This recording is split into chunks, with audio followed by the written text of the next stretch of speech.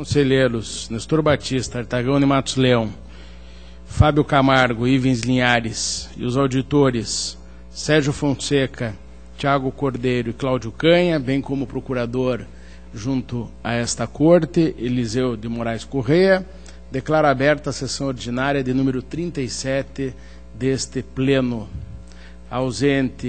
Ausentes os conselheiros Fernando Guimarães e Durval Amaral, em razão de férias. Ficam convocados os auditores Sérgio Fonseca e Tiago Cordeiro para compor o quórum de julgamento, conforme portarias já veiculadas. Coloco a ata da sessão anterior, de número 36, e 24 de setembro último, para homologação. Está em discussão, está homologada. Concedo a oportunidade para as comunicações previstas no regimento interno. Conselheiro Artagão de Matos Leão.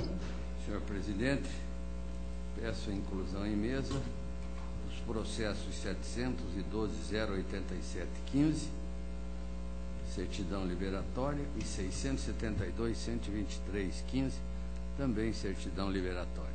Obrigado. Estão incluídos na pauta. Conselheiro Nestor Batista.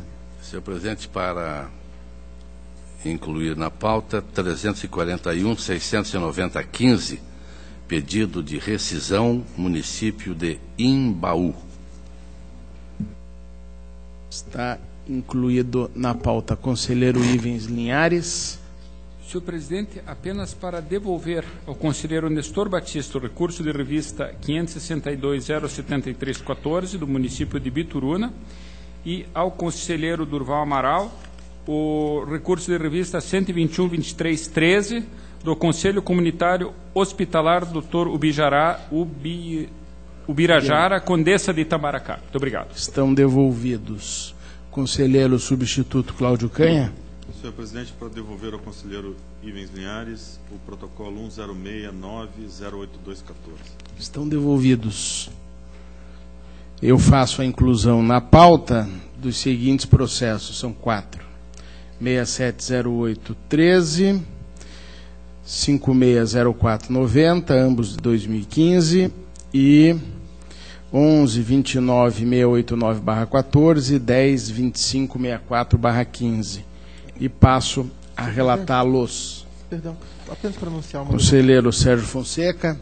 Perdão, senhor presidente. Vai anunciar a comunicação? Devolução ao gabinete do conselheiro Fernando dos autos do processo 282.252.15. Estão devolvidos. Obrigado.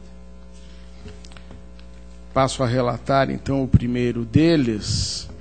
É um procedimento licitatório na modalidade de pregão eletrônico, tipo menor preço unitário por item, para a formação de registro de preço para aquisição de materiais gráficos destinados à reposição do estoque do almoxarifado do tribunal.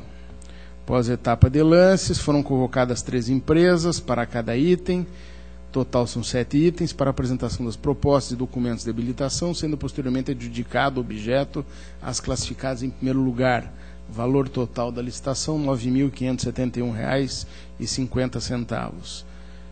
Opiniões e parecer do Ministério Público e da DIJUR pela regularidade, de modo que voto pela homologação da licitação, registrando em ata de preços as empresas classificadas. Está em discussão?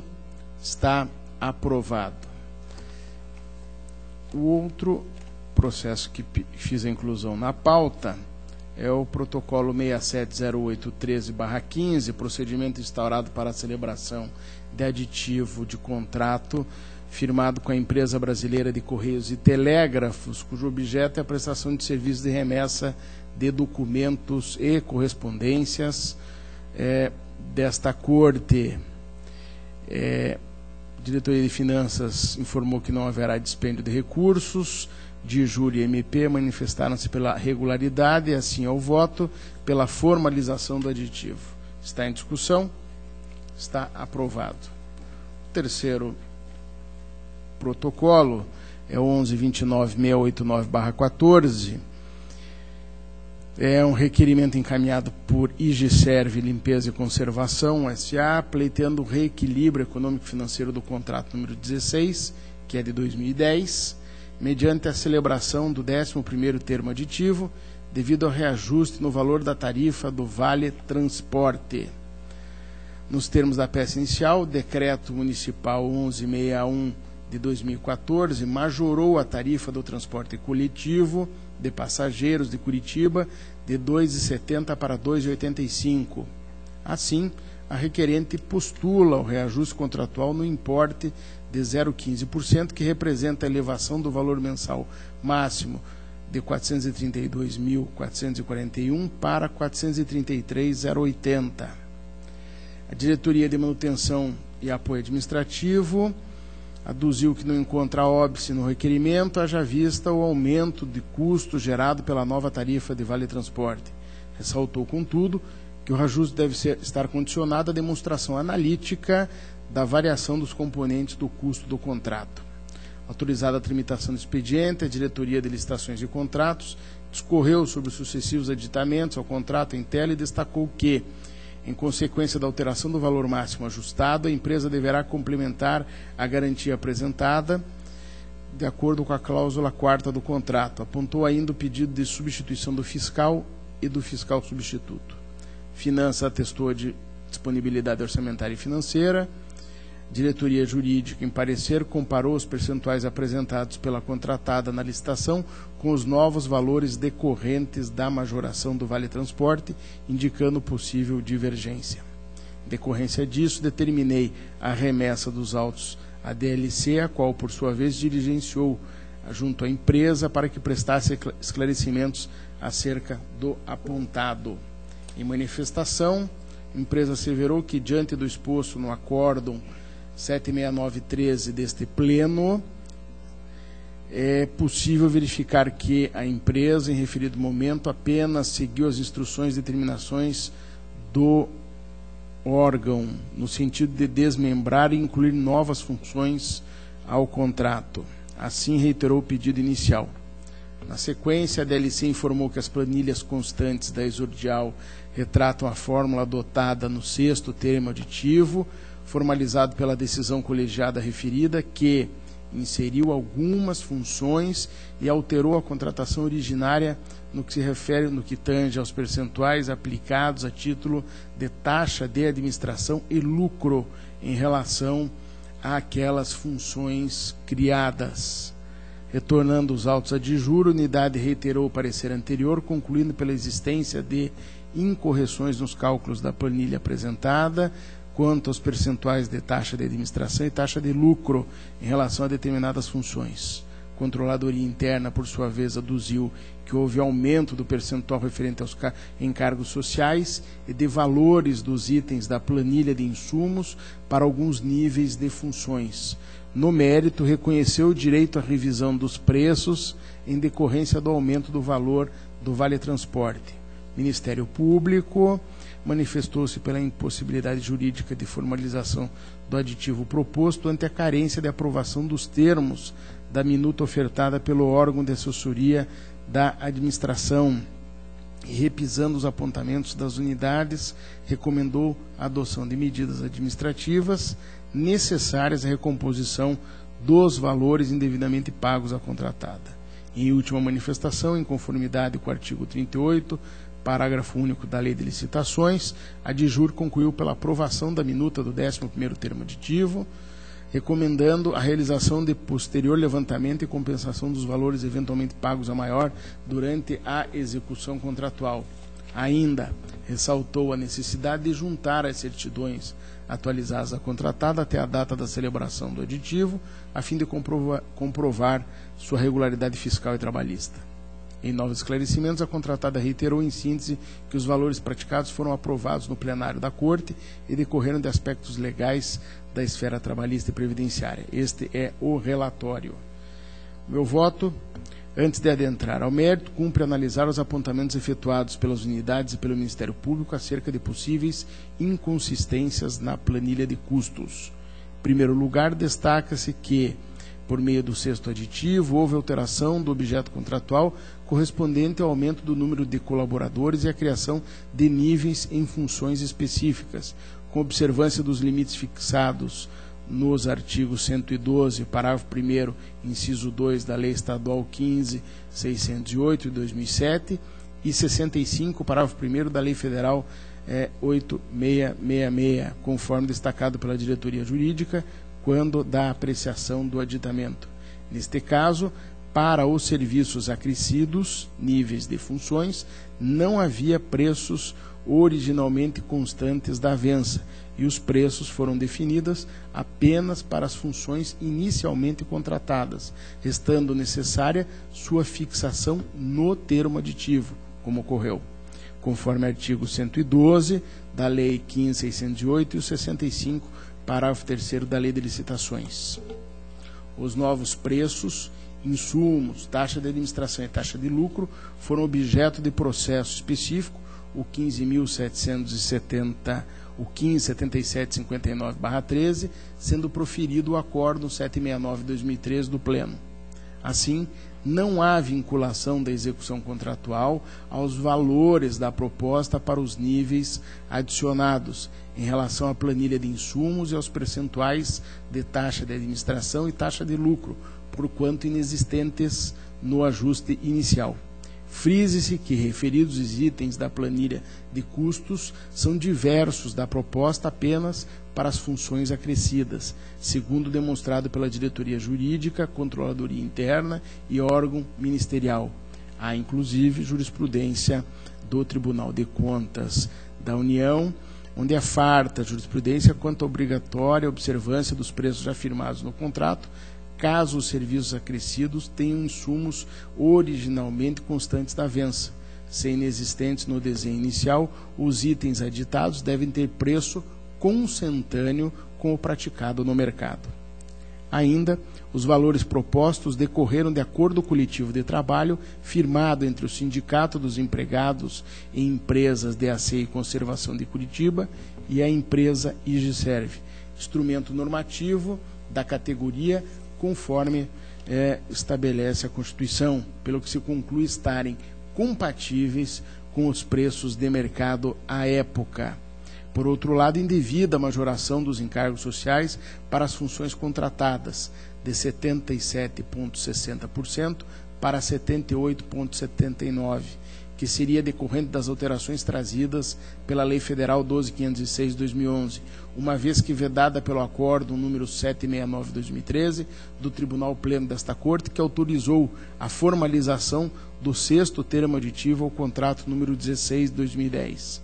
Conforme destacado no parecer do Ministério Público, na ocasião do aludido aditamento, o MP manifestou-se por desconsiderar quaisquer acréscimos na planilha de custos que a contratada tenha promovido no item encargos sociais, o que foi acolhido pela decisão plenária já referida. A questão também foi objeto do Acórdão 1570 de 2012 do Tribunal Pleno, oportunidade em que se considerou incorreta a inclusão de acréscimos decorrentes da promulgação da Lei 12.506. Tal medida visa resguardar esta Corte em face de prováveis demandas trabalhistas, visto que, não detendo o poder diretivo da empregadora na relação de trabalho com os empregados terceirizados, não haveria de se responsabilizar pelas dispensas imotivadas eventualmente efetivadas pela IGServe. Nesse contexto, não procedem os argumentos da contratada de que a majoração dos encargos sociais decorreu de permissivos por parte desse tribunal na forma de acórdãos. Saliente-se que o Acórdão 459/2012 do plenário também utilizou como fundamento pela interessada, versa sobre o contrato 28 de 2005, anteriormente celebrado com a empresa. Não obstante a vedação do Acórdão 769/2013, nota-se que os valores apresentados pela contratada na ocasião do 6º termo aditivo contemplaram a majoração dos encargos sociais, segundo demonstrado pela Controladoria Interna. Deve-se, portanto, apurar a diferença de valores e efetuar a respectiva compensação do montante pago a maior no próximo faturamento. Além disso, nas planilhas de custos apresentadas para o apostilamento número 2 e para os números 7, 8, 9 e 10, autorizados respectivamente pelo despacho 1755/2013, Acórdão 5497/2013, Acórdão 2387/2014, Despacho 2000 de 2014 e Acórdão 280 de 2015, o percentual referente aos encargos sociais também foi majorado para 78,79% no lugar dos 77,60% devidos. Observa-se, portanto, a existência de erro material nas mencionadas decisões e, conforme a jurisprudência do TCU, o erro material é tido como erro de fácil constatação, cuja detecção dispensa análise aprofundada, havendo flagrante desacordo entre a vontade da parte e aquilo que foi manifestado no documento.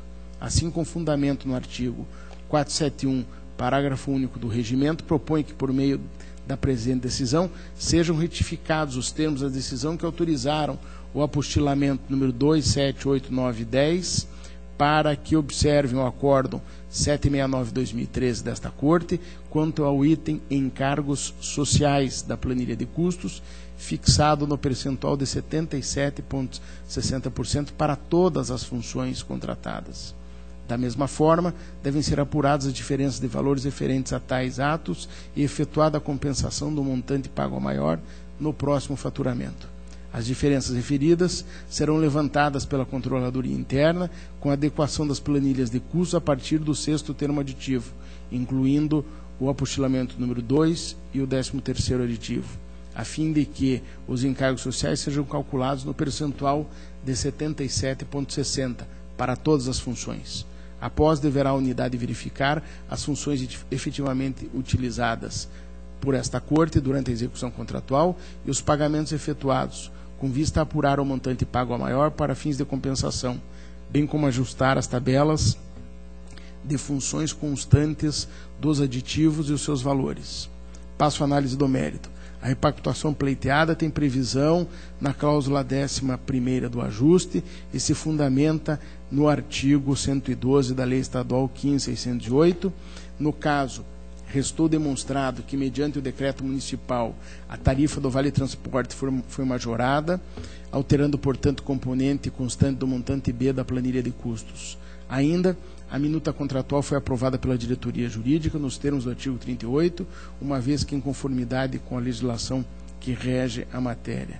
Nesse ponto, portanto, resta superada a ressalva do órgão ministerial quanto à ausência de aprovação dos termos da minuta pela assessoria jurídica. Em relação à substituição do fiscal e do fiscal substituto do contrato, acolho as indicações da DLC. Por derradeiro, ressalta a necessidade de juntar as certidões de regularidade fiscal e trabalhista atualizadas da contratada quando da formalização do termo aditivo. Diante do exposto, com fundamento no 522 do regimento, voto pela formalização do 11º aditivo do contrato, firmado entre este tribunal e a empresa Egiserve, com vista a recompor o equilíbrio econômico-financeiro em decorrência da publicação do decreto 1161 de novembro de 2014, que majorou a tarifa do Vale Transporte, observando-se a necessidade de adequar a planilha de custos quanto ao item encargos sociais, que deverá constar no percentual de 77,60% para todas as funções. Também ficam retificadas as decisões consubstanciadas nos despachos que aponto. Remetam-se os autos à Controladoria Interna para adequação das planilhas, verificação das funções realmente utilizadas pela Corte e ajuste das tabelas e funções constantes dos aditivos e seus valores. Os valores pagos a maior, apurados pela Controladoria, deverão ser compensados no próximo faturamento, como já expus. Na sequência, a DLC para a providência e adequações, observando a regularidade fiscal e trabalhista da empresa quando da formalização do aditivo. Por fim, ao protocolo para replicar a presente decisão nos processos relacionados. Enfim, é esse o voto que ponho em discussão. Está aprovado. O seguinte foi também incluído hoje na pauta, é o 10.25.64.15, procedimento instaurado para o 12º termo aditivo. O anterior é o 11º, é o seu 12º, firmado com a EGSERV, com visa a recompor o equilíbrio econômico-financeiro devido à majoração da tarifa do Vale Transporte no decreto municipal desse ano, o 116 de 2015, e a publicação da convenção coletiva de trabalho da categoria. Cabe salientar que os apontamentos efetuados pelas unidades e pelo Ministério Público no processo anterior também foram objeto deste procedimento. Neste caso, ratifico os fundamentos da decisão proferida nos autos que acabei de relatar, do 11º aditivo, anterior ao presente relato, os quais passam a integrar este voto. Diretoria de Financeira atestou a disponibilidade orçamentária e financeira, a DIJUR aprovou a minuta do termo aditivo, de modo que o voto pela formalização do 12º termo aditivo, observando-se a necessidade de adequar a planilha de custos quanto ao item encargos sociais para todas as funções. Está em discussão? Está aprovado. Eram esses os processos que fiz a inclusão na pauta e que me cabiam relatar na sessão, motivo pelo qual deixo a palavra livre, não havendo quem queira fazer uso, concedo a palavra ao conselheiro Nestor Batista. Senhor presidente, demais integrantes do plenário, inicialmente, mais uma vez, a nossa saudação, boas-vindas ao conselheiro Fábio Camargo, que retorna a este tribunal, e desejando muito sucesso na sua caminhada. Já observei ontem, mas o Paraná, a administração pública do Estado, todos nós precisamos do trabalho de Vossa Excelência. Então, seja bem-vindo. Inicio, senhores conselheiros, por uma comunicação.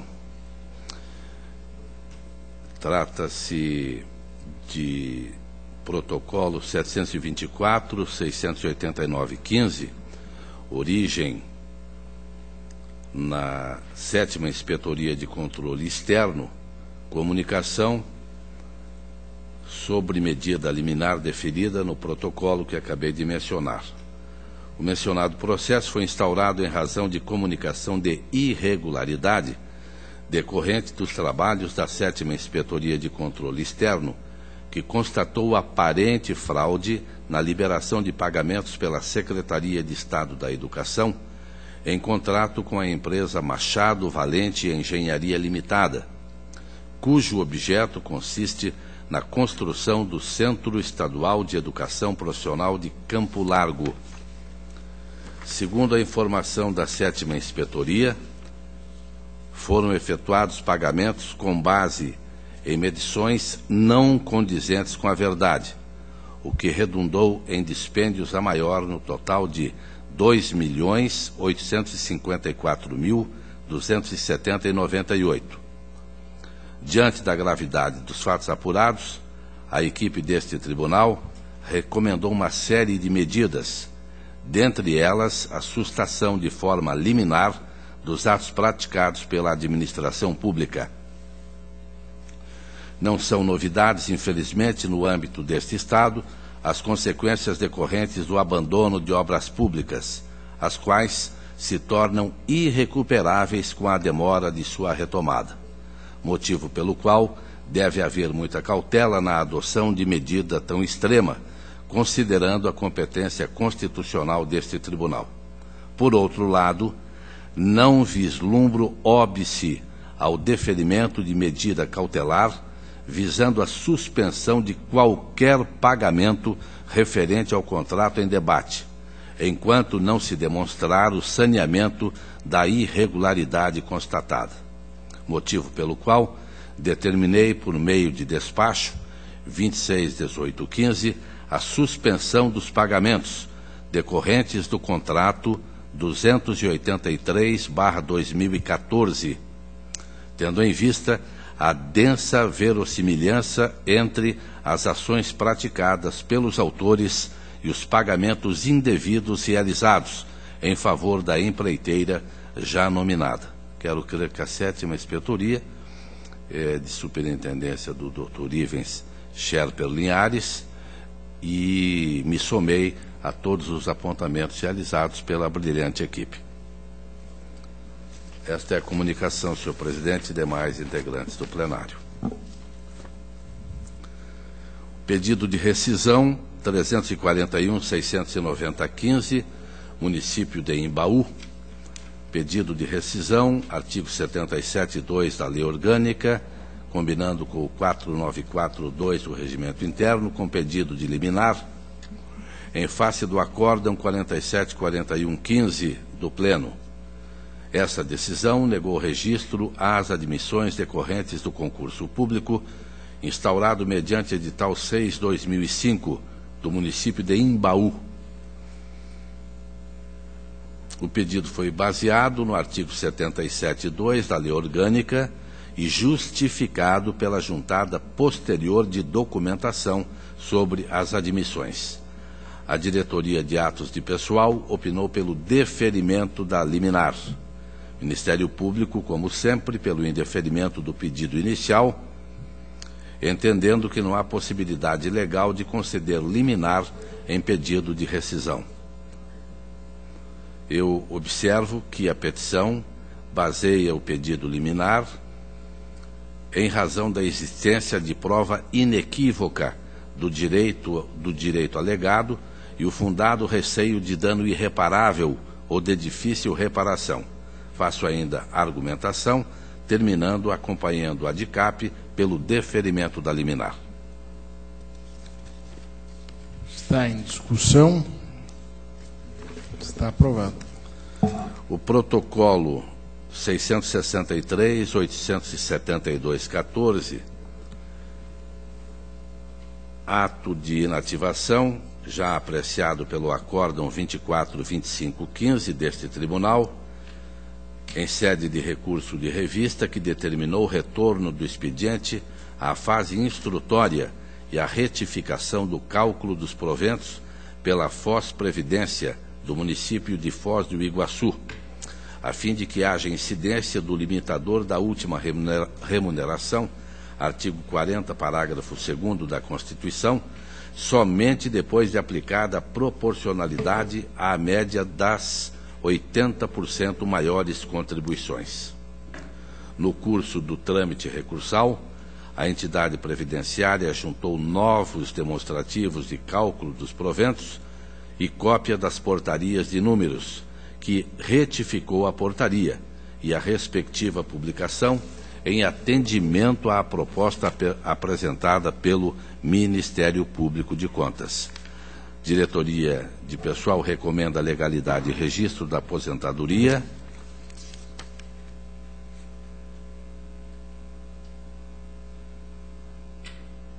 O Ministério Público também se manifesta, tendo sido atendido, portanto, o Ministério Público é pela legalidade e registro da inativação do servidor Luiz Teófilo de Almeida. E a proposta de voto, ratificando o conhecimento, provimento do presente recurso de revista, no mérito reformar o acórdão 3312/14 da Primeira Câmara, somente para alterar o cálculo dos proventos conforme determinou o acórdão 24.25.15. Assim, conforme portaria 49/19, que retificou a portaria 4.268, onde se lê valor inicial dos proventos 1.504,27, leia-se valor inicial dos proventos 1.720,57, em 25 de junho de 2015. Este é o voto. Está em discussão. Está aprovado. O protocolo 397.637.15, município de Apucarana, agravo interposto em face do despacho que negou seguimento a recurso de revisão, que pretendia modificar acórdão 1010/15, que, por sua vez, manteve a irregularidade em tomada de contas extraordinária instaurada contra o município de Apucarana, em razão dos seguintes fatos: inexigibilidade de licitação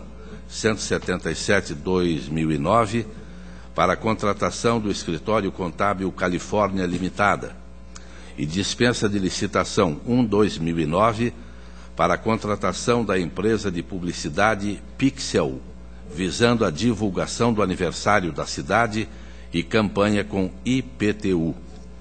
O despacho agravado negou seguimento ao recurso de revisão por não se enquadrar nas hipóteses do artigo 486 do Regimento Interno. Salientou que a argumentação lançada no recurso de revisão é basicamente a mesma que já foi apresentada pelo interessado no recurso de revista. Faço rápida fundamentação para observar que, no mérito, não assiste razão ao agravante, terminando pelo conhecimento e não provimento do presente recurso de agravo. Está em discussão? Está aprovado. Senhor presidente, agradeço a Vossa Excelência, ao douto plenário, pauta está atendida. Agradeço Vossa Excelência e passo a palavra ao conselheiro Artagão de Matos Leão. Senhor presidente, demais integrantes do plenário, também saúdo o conselheiro Fábio Camargo e desejo a ele um profícuo trabalho nesse tribunal. Na pauta tem o processo 672-123, pedido de certidão liberatória encaminhado pelo município de Ariranha do Ivaí, por intermédio de seu prefeito, senhor Silvio Gabriel Petrassi. A diretoria de contas municipais informa que pode ser deferido o pedido no seu âmbito. A diretoria de análise de transferências informa que o município não está em dia com as prestações de contas de transferências voluntárias, em especial transferências do CIT 721, que está com o bimestre 614 em atraso. Ressalta a concessão, que a concessão de certidão liberatória ficaria ao critério do relator, em razão de liminar proferida em mandado de segurança. A diretoria de execuções, na informação 5525, constata que o município não está apto a obter certidão requerida, em razão da ausência de comprovação no cumprimento de determinações contidas no Acórdão 230-15 deste Tribunal, com vista a adotar as providências corretivas apontadas no parecer 16.976/13 da Diretoria de Atos de Controle de Pessoal. O Ministério Público, através do parecer 12.132, se posiciona pela impossibilidade da expedição de certidão em face das restrições apontadas pela Diretoria de Análise de Transferências, Diretoria de Execuções, Diretoria de Controle de Atos de Pessoal, destacando que cabe ao município comprovar a regularização de todas as anomalias detectadas como condicionante da concessão de certidões futuras. Eu acompanho a instrução do processo pelo indeferimento do pedido. Está em discussão. Relatório e voto por indeferimento. Está aprovado. O 71-2087 de Matelândia é idêntico a esse, senhor presidente. Existem restrições no âmbito desse tribunal e o Ministério Público, através do parecer 12.386, se posiciona pela impossibilidade de expedir certidão em face de restrições apontadas pela Diretoria de Execuções, destacando que, independentemente do teor da documentação encaminhada pelo município,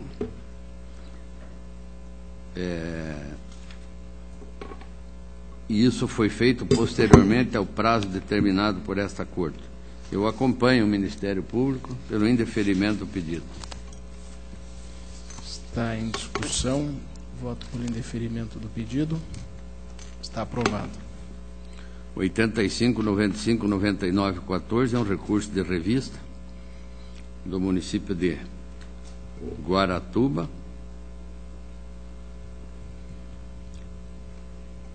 interposto pelo município e pelo regime próprio de previdência social, Guaraprev, em face do acordo número 4834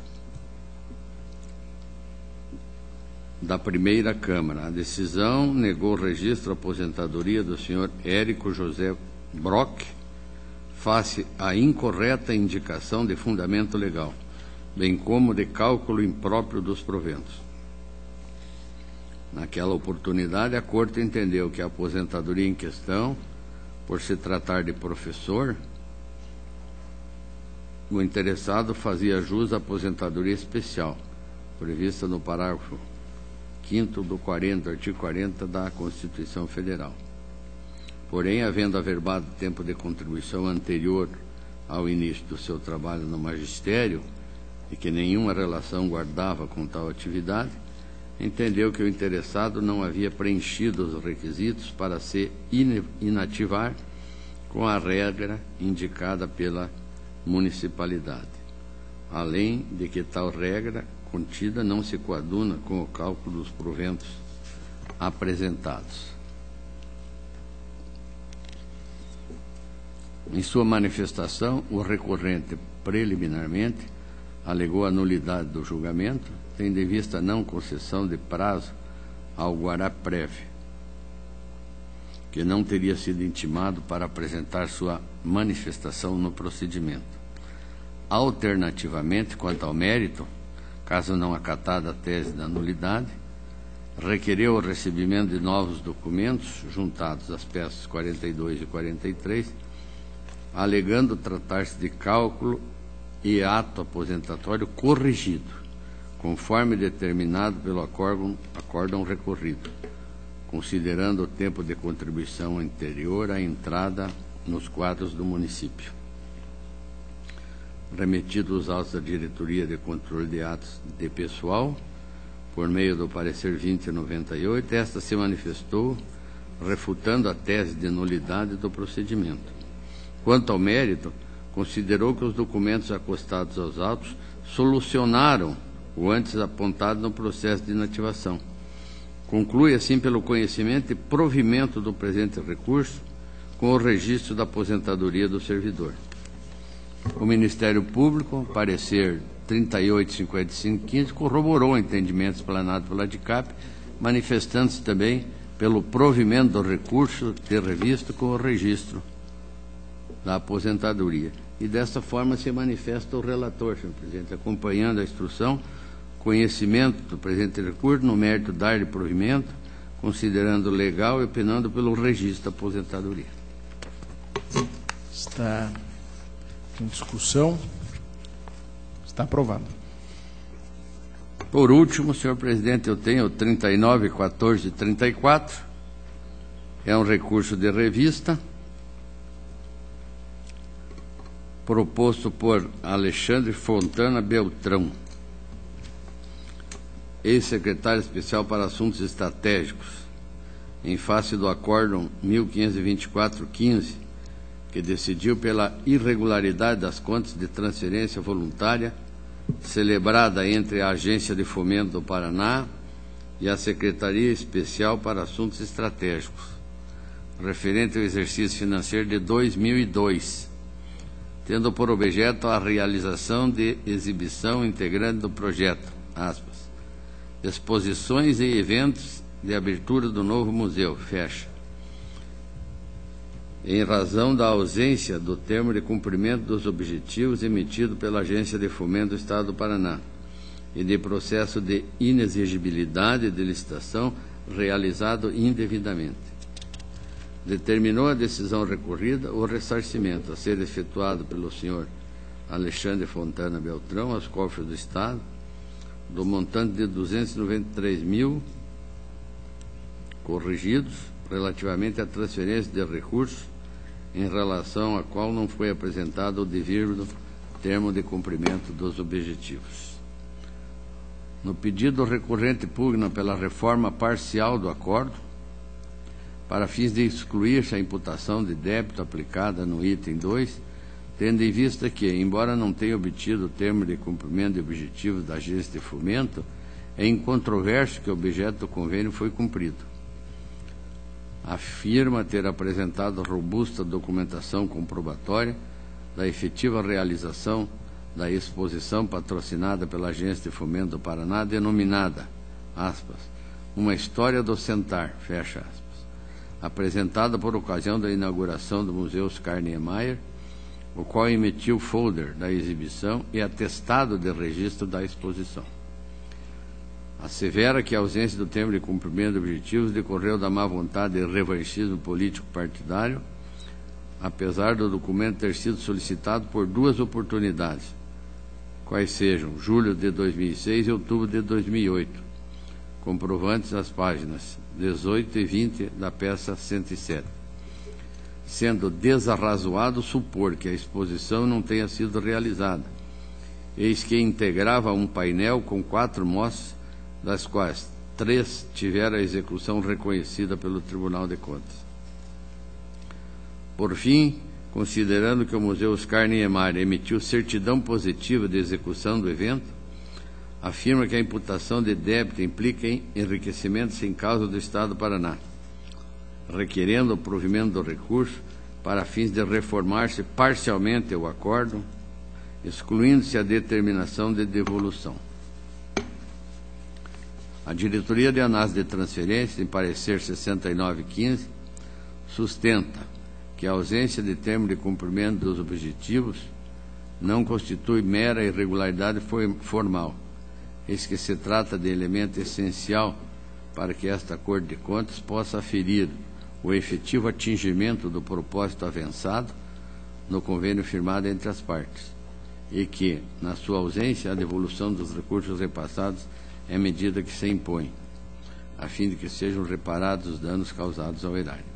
O Ministério Público de Contas, analisando os documentos apresentados pelo recorrente, em parecer 6.571, entende suprida a ausência do termo de cumprimento de objetivos, considerando que restou demonstrada a realização da exposição, conforme documentos acostados aos autos, pesa 107, e jurisprudência desta Corte, em que se decidiu pela regularidade com ressalva das contas em razão da ausência de termo de cumprimento de objetivos.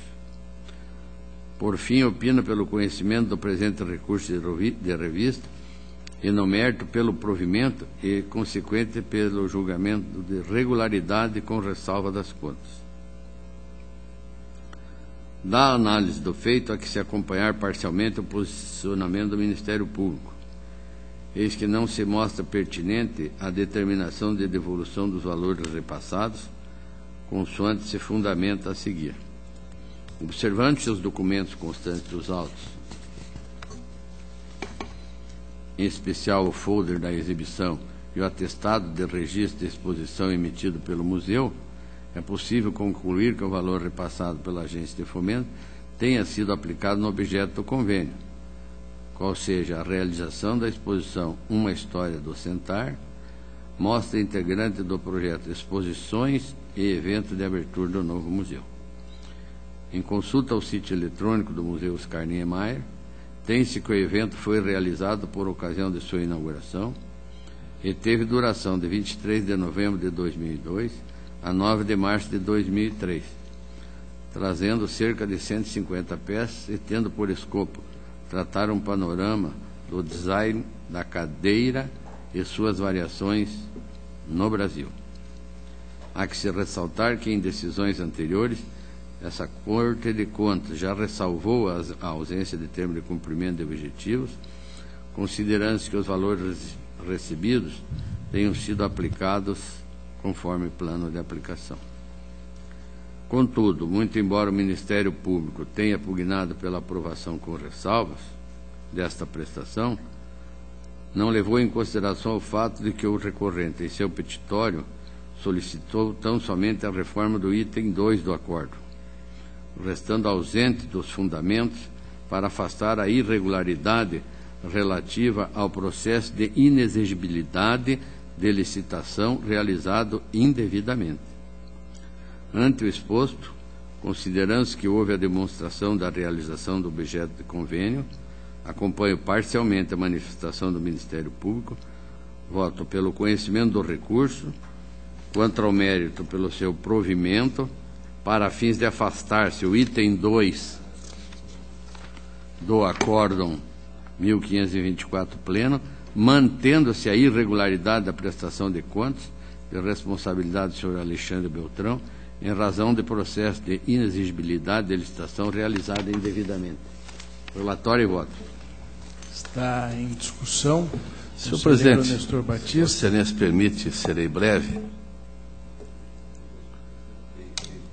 Está bem colocado o voto do conselheiro Artagão de Matos Leão. Eu apenas fico com uma preocupação muito grande. Se um folder for o bastante para a prestação de documento, nós não vamos aprovar mais nada no tribunal ou reprovar. Qualquer pessoa que entenda o mínimo de computador, e não sou eu essa pessoa, faz um folder e coloca para apreciação de qualquer um. Eu me recordo, conselheiro Artagão, de Vossa Excelência, com certeza, que uma certa ocasião nós desaprovamos uma conta de um prefeito porque não constava nenhuma das licitações que ele havia mencionado publicadas num jornal da sua cidade no norte do Paraná. 3 dias depois ele apareceu com uma página inteirinha, papel novo, evidentemente, não é papel jornal novo, que ele havia colocado todas as licitações, para justificar que, naquela época, a folha do jornal, que seria o Diário Oficial do município, havia desaparecido. Então, eu fico muito preocupado com a manifestação, inclusive, do Ministério Público, ao tolerar que um folder é o bastante para mudar uma conta, para mudar uma decisão desse plenário. Já discutimos aqui não faz muito tempo, o doutor Valadares, me parece, que foi o relator deste processo, e na ocasião o conselheiro Fernando Guimarães, ausente hoje, propôs um voto que acabou sendo o voto vencedor. Então eu vou pedir vistas, Excelência, para que nós tenhamos, de repente, a volta do conselheiro Fernando Guimarães, eu também possa me posicionar ainda melhor, porque é um processo que eu conheço e muito bem, e sei dos desvios praticados nesta secretaria. Então não quero que o tribunal, amanhã ou depois, seja acusado de se tratar de nome socialite, nome importante, o tribunal acaba aprovando. E quando temos pessoas que não são frequentadores da alta roda da sociedade paranaense, nós acabamos penalizando. Motivo pelo qual, com vênia ao conselheiro Matos Leão, eu peço vistas do processo. Vistas estão... Senhor presidente, eu não tenho nada contra a concessão do visto ao conselheiro Nestor. Até acho prudente e saudável que ele mais uma vez analise e se manifeste dessa matéria, porque me recordo dos julgamentos primeiros em que o conselheiro Nestor Batista já se manifestou neste processo e em outros parecidos com esse. No entanto, só gostaria de esclarecer que não foi exatamente no folder que eu baseei o meu posicionamento, mas também na certificação do museu de que o evento foi realizado. Há uma certidão, há um atestado do museu, e também a minha assessoria entrou no sítio do museu, onde lá constava essas apresentações. Então, só para esclarecer que não foi somente no folder, mas o pedido de vistas é salutar. Eu sei que o conselheiro Nestor Batista já conhece essa matéria, com certeza trará bons esclarecimentos e que nós podemos até mudar nosso entendimento. A minha pauta está esgotada, senhor presidente, eu agradeço. As vistas estão concedidas. Agradeço ao conselheiro Artagão de Matos Leão e passo a palavra ao conselheiro Fábio Camargo. Senhor presidente, até por uma questão regimental, eu não tenho processo em pauta. Ok. Agradeço, Vossa Excelência. Com a palavra, o conselheiro Ivens Linhares. Excelentíssimo senhor presidente, demais integrantes desse Tribunal Pleno, também quero saudar o retorno do colega Fábio Camargo, que já vinha aguardado com grande ansiedade até para o bom desenvolvimento dos trabalhos aqui do Tribunal. Desejo-lhe muita sorte nessa empreitada, muito sucesso e que realmente o Tribunal seja uma oportunidade de Vossa Excelência realmente demonstrar sua capacidade, sua competência e seus conhecimentos. E no mais, conte comigo e com o nosso gabinete naquilo que for necessário. Passando a pauta, senhor presidente, eu tenho o recurso de revista 532.178.15 do município de Inajá, interposto pelo senhor Alcides Elias Fernandes, prefeito desse município, contra o acórdão da primeira Câmara. A Diretoria de Análise de Transferências e o Ministério Público opinam preliminarmente pelo não conhecimento do recurso e, na verdade, esse também é o meu voto, senhor presidente, senhores conselheiros, porque eu entendo que a sua interposição foi, de fato, intempestiva. A publicação da decisão se deu no dia 16 de junho desse ano, conforme o nosso regimento, considera-se ela efetivamente publicada no dia 17, e o prazo começa a fluir no dia 18 de junho. Encerraram-se, portanto, os 15 dias no dia 2 de julho e o recurso, lamentavelmente, foi interposto no dia 3, ou seja, no dia seguinte. Me parece que os prazos recursais são absolutamente peremptórios, de modo que o recurso é efetivamente intempestivo. Então, por esse motivo, a proposta é que, acolhendo as manifestações uniformes, não seja conhecido o presente recurso em razão da sua intempestividade. Está em discussão o voto pelo não conhecimento do recurso de revista. Está aprovado. Senhor presidente, eu tenho na minha pauta um processo que foi devolvido por Sua Excelência, o conselheiro substituto Cláudio Canha. Trata-se do recurso de revista 106.90.82.14, originário do município de Guaraqueçaba. Eu já havia feito o relato desse processo. Na verdade, foi um grande processo de inspeção, um extenso relatório de inspeção que foi feito nesse município, abrangendo diversos itens, inclusive processos licitatórios. São diversos achados e diversos os implicados. Nesse recurso, especificamente, estamos tratando da senhora Geisimar de Camargo Silveira, ex-presidente da Comissão Permanente de Licitação, e contra ela foram imputadas diversas multas em virtude de irregularidade em processo licitatório. Na verdade, a irregularidade constou em que, em processo de carta convite, não teria havido a participação das 3 empresas, a apresentação de propostas pelas 3 empresas, e o prazo, efetivamente, de 5 dias contado da última proposta não teria sido observado. Basicamente, as manifestações da DCM, ainda que faça ponderações acerca de uma necessidade de integração da motivação da decisão recorrida, é pelo improvimento do recurso, e o Ministério Público acompanha essa manifestação. Eu, na ocasião, relatei o processo, eu tenho entendimento diverso. Me parece que, efetivamente, pode-se aglutinar essas irregularidades em uma só.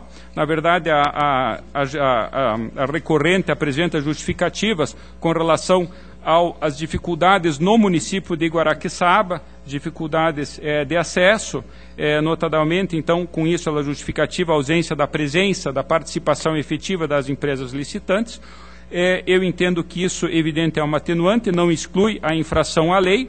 Entretanto, eu me valho da jurisprudência desta Corte, iniciada pelo ilustre conselheiro Dr. Nestor Batista, com relação à possibilidade de adotarmos a teoria da continuidade delitiva para que seja aplicada uma infração só, quando elas foram cometidas em circunstâncias idênticas, como é que é o nosso caso, dentro de um lapso razoável de tempo. Então, eu proponho a manutenção do apontamento, entretanto, a consolidação dessas irregularidades para efeito de aplicação de uma multa só, e ainda, senhores conselheiros, foi aplicada a multa proporcional ao dano, baseada no artigo 89, parágrafo 1º, inciso 2º da nossa lei orgânica, que faz referência ao artigo 10 da Lei 8.429, ou seja, o ato de improbidade referente à lesão ao erário. Só que eu noto que, por uma característica dessas infrações não há efetivamente materialidade do dano, seja pela ausência da participação efetiva de 3 empresas, seja pelo descumprimento do prazo, não se pode vislumbrar apenas por isso um dano. Então, entendo que nesses casos, isso estaria afastando de ofício essa multa proporcional ao dano por esse fundamento. Eu entendo que realmente ela se mostra, inclusive, desproporcional aos próprios vencimentos da servidora, uma vez que ficou amplamente demonstrado, no meu entender, que não houve cometimento dessa ilicitude por dolo ou má-fé, e que também não resultou efetivamente por si só isso de um prejuízo ao erário, o que seria, na verdade, uma condição necessária para a imputação dessa multa proporcional ao dano. E ainda, utilizando a própria previsão regimental, que admite que, diante das mesmas circunstâncias objetivas, a decisão, os efeitos da decisão sejam estendidos àqueles que também foram condenados e que não recorreram, eu proponho a extensão dessa alteração na sanção aos senhores Riad Said Zawi, José Secundino de Oliveira Filho e Thomas Vitor Lorenzo, que foram a quem foi imputada essa mesma irregularidade. Então, se para essa senhora recorrente, estaríamos dando essa modificação da pena, me parece razoável estendê-la exatamente nas mesmas condições àqueles que, em tese, teriam praticado a mesma irregularidade, ainda que não tenham ocorrido, uma vez que, como eu lembrei, o nosso regimento interno prevê efetivamente essa possibilidade. E ainda, verificando os outros achados trazidos a esses autos, eu verifiquei que os achados do número 2 a número 5 têm exatamente essa característica, ou seja, são irregularidades formais, em que para cada uma delas foi imputada uma multa específica e, ao final, ainda a multa proporcional ao dano a cada um dos participantes. Me parece, com todo o respeito, que houve um exagero na aplicação dessas sanções. Então, resumindo, eu mantenho, porém, uma das sanções aplicadas de devolução de valores e de multa aos ex-prefeitos, aos ex-gestores, uma vez que é o achado primeiro em que não houve a comprovação da entrega da mercadoria. No caso, era uma compra de pneus. Nesse caso, me parece que há efetiva a constatação de um dano ao erário e a decisão recorrida, nesse caso, me parece que esteve absolutamente conforme a nossa jurisprudência e a nossa lei orgânica. Então, resumindo, senhores conselheiros, o voto é pelo provimento parcial do recurso, para que seja reformado o acórdão 3386-14 da primeira Câmara, a fim de que esta Corte, sem prejuízo da manutenção das irregularidades apuradas, substitua as sanções impostas em função do achado número 3 por uma única multa, prevista no artigo 87, inciso 3º-D da nossa lei orgânica, a ser aplicada individualmente a senhora Gesimar de Camargo Silveira, que é a própria recorrente, e aos senhores Riad Said Zawi, Eurival Carlos do Nascimento, Jocler Jefferson Procópio, José Secundino de Oliveira Filho e Thomas Vitor de Lorenzo. E ainda que exclua as multas previstas no artigo 87, parágrafo 1º, inciso 2º, da lei complementar, da nossa lei orgânica, imputadas por ocasião da análise dos achados números 2 a 5. Então, nós estaríamos atendendo, em parte, ao pedido da recorrente, fazendo essa alteração da sanção e estendendo essa mesma solução naquilo que é possível, naquilo que é constatável nos autos, aos outros responsáveis, ainda que não tenham apresentado o recurso. É a proposta, senhor presidente, que eu apresento a Vossa Excelência e aos demais conselheiros. Está em discussão o voto do conselheiro Ivens. Está aprovado.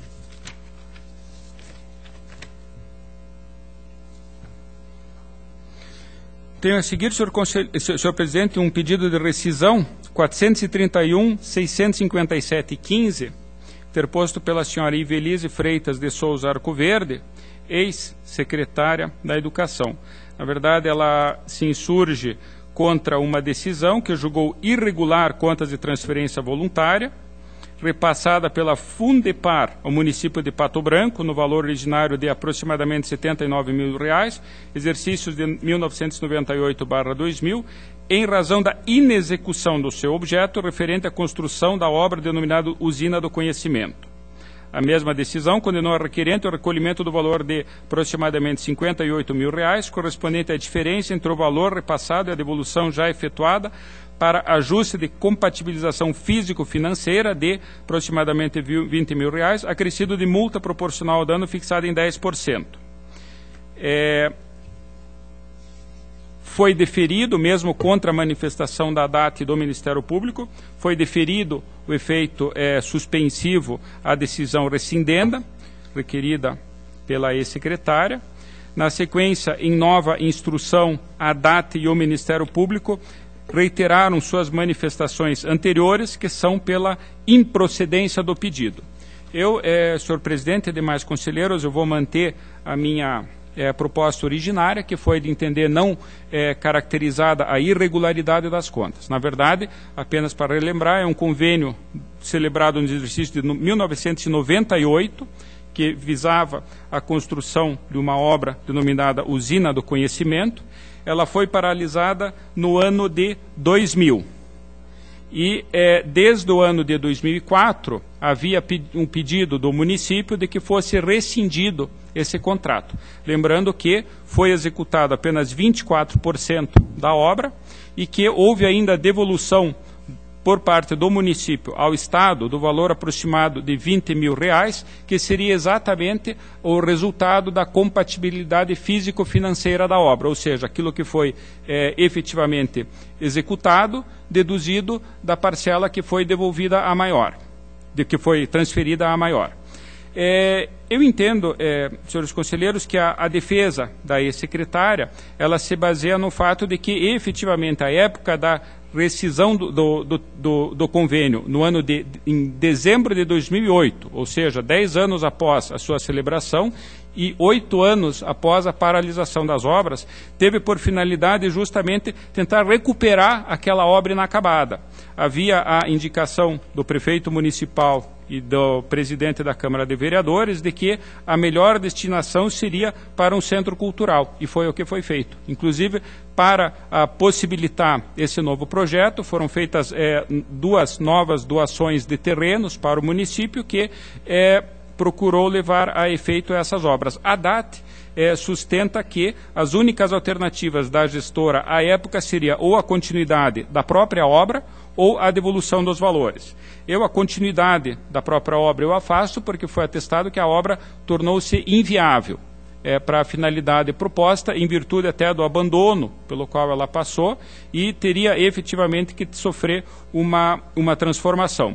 E a devolução dos valores, diante do fato de que a Prefeitura já havia feito aquela devolução de 20 mil correspondente ao cronograma físico, ao ajuste do cronograma físico-financeiro, combinado ainda com o intuito de que fosse adaptada essa obra para um centro cultural, me parece que efetivamente justificavam a resilição do contrato. E lembrando, inclusive, que havia pareceres, tanto da própria da Secretaria de Educação, mais precisamente do DIRF, em que diz, somos fácil exposto de parecer favorável à doação do referido imóvel para o município para que seja direcionado às atividades culturais pretendidas, evitando ainda prejuízos maiores, revertendo em benefício à população. Então, me parece que aquilo que a ADAT pretenderia como a devolução, no meu entender, poderia, naquela circunstância, se considerar prejudicado, dado o intuito justamente de aproveitamento da obra inacabada para uma outra finalidade. Então, por esses motivos é que eu, quando da proposição da liminar e agora na decisão de mérito, eu ouso discordar da manifestação da ADAT do Ministério Público, e o meu voto é no sentido de que seja julgado procedente o presente pedido de rescisão, para o fim de excluir a responsabilidade da senhora Ivelise Freitas de Souza Arcoverde pela irregularidade das contas, excluindo também a restituição parcial dos recursos e a multa imposta,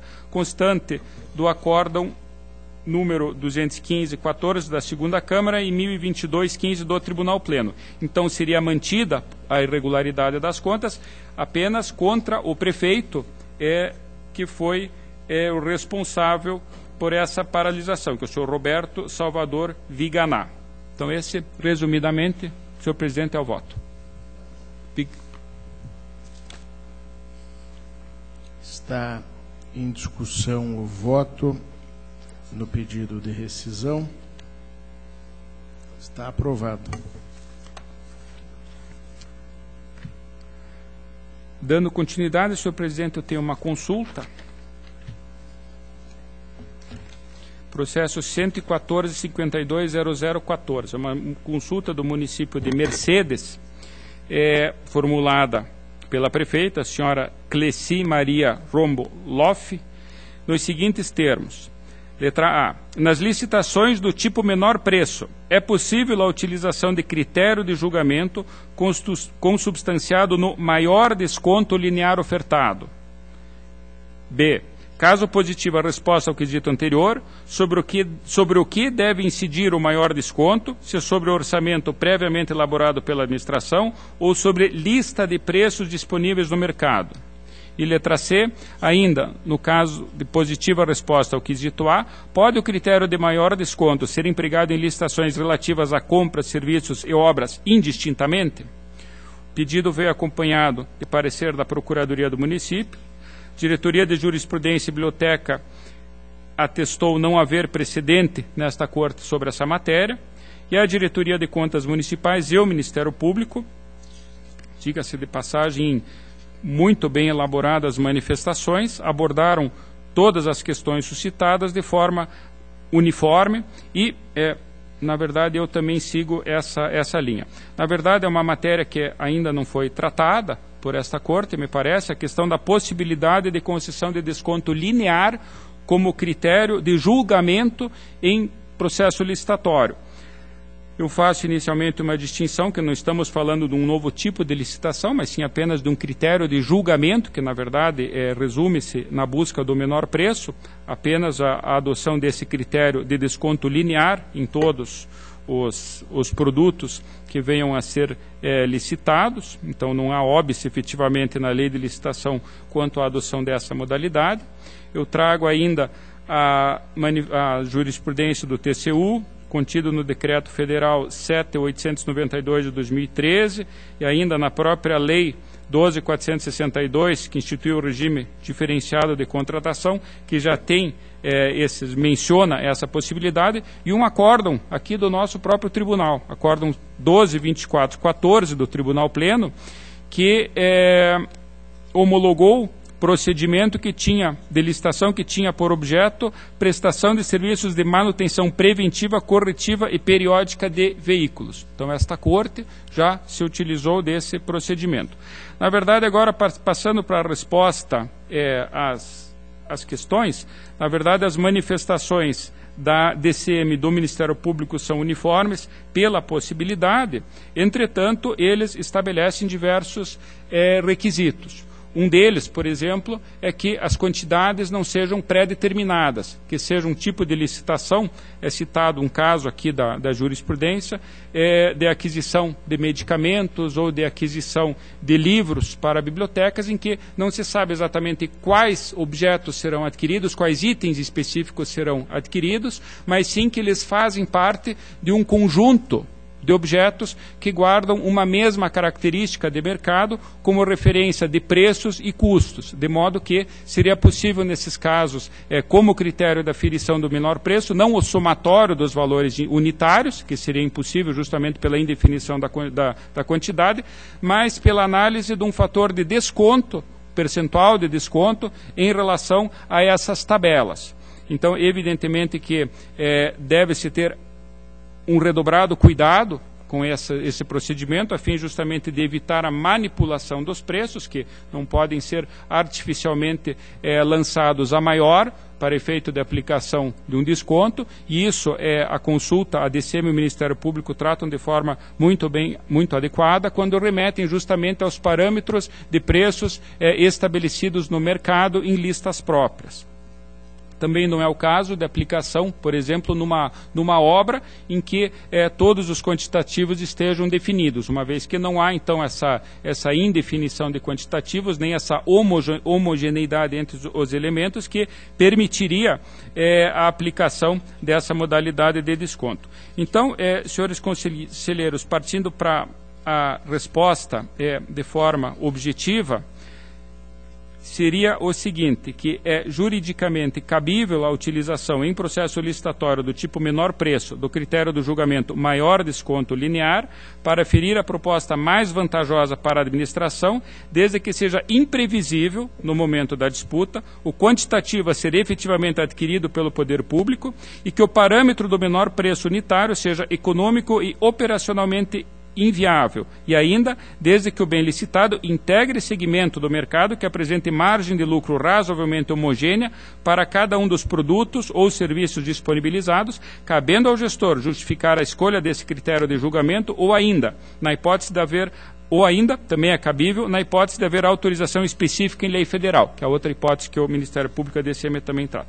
Respondendo à segunda questão, o desconto deverá incidir, em regra, sobre a tabela de preços adotada pelo segmento de mercado que fornecerá o bem objeto da licitação, salvo se inexistente a tabela ou for inviável a sua utilização, casos em que será admissível a incidência do desconto sobre o orçamento prévio elaborado pela administração, cabendo ao gestor cercar-se das cautelas necessárias que assegurem a idoneidade dos preços de referência a serem definidos, evitando-se a manipulação de preços pelos concorrentes, tudo devidamente justificado e comprovado no processo administrativo preparatório da licitação. E, por último, a linha C, não se vislumbra óbice, em princípio, a utilização do critério de maior desconto linear para compra, serviços e obras, devendo restar demonstrado no processo administrativo o preenchimento dos requisitos autorizadores e sua vantajosidade para a administração. Nisso eu faço referência à linha A.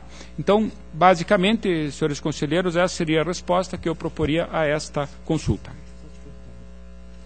Está em discussão, conselheiro substituto Sérgio Fonseca.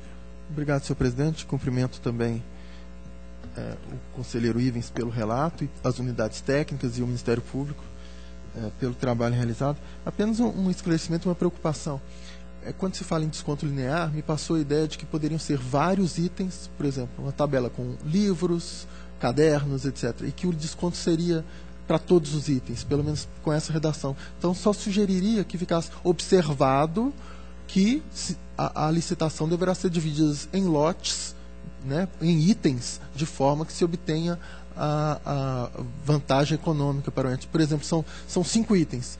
E aí falo, vou dar 10% de desconto. Não, tem que especificar o desconto para cada item, só uma sugestão.